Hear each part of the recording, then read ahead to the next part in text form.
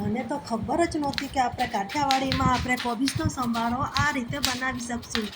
આ એકવાર સંભારો તમે બનાવજો, તમે ક્યારેય નહીં બનાવ્યો હોય, અમેઝિંગ સંભારો બને છે. પત્તા કોબીજની પતલી પતલી સ્લાઇસ કરી લેવાની છે, કઢાઈ લેવાની છે, એમાં આપણે તેલ એડ કરી દઈશું પછી, અને થોડીક વાર પછી તમે તેલ આવી ગયા પછી આપણે રાઈ, જીરું અને હિંગ એડ કરી દેવાનું છે એમાં.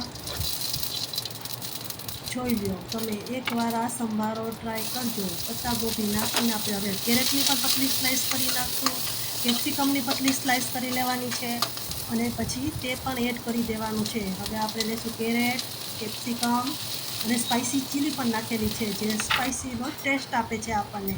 નમક એડ કરી દેવાનું છે, હેલ્ધી એડ કરી દેવાની છે. અમેઝિંગ સંભારો બને છે. આ જોજો તમે એકવાર ટ્રાય કરજો, આ ક્યારેય તમે નહીં બનાવેલો હોય. લીંબુ એડ કરી દીધું છે, ધનિયા એડ કરી દીધા છે.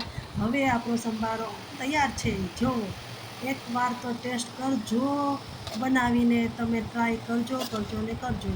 અમેઝિંગ સંભારો બને છે. તમે ક્યારેય નહીં ખાધો હોય આ રીતનો કાઠિયાવાડી કોબીજનો સંભારો.